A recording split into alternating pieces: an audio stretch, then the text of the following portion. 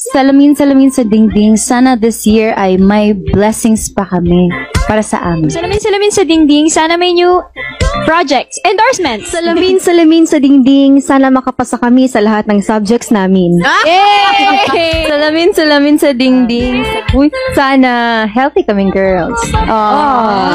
Salamin sa dingding, sana marami pang mag-trend and mag-top sa charts na songs ng Bini. Salamin sa dingding, sana dumami ang pera namin. Salamin sa dingding, ang mundo ko'y nagniningning at nagluluningning. Salamin sa dingding, wag mo nang i-expect na ang crush mo ay aamin.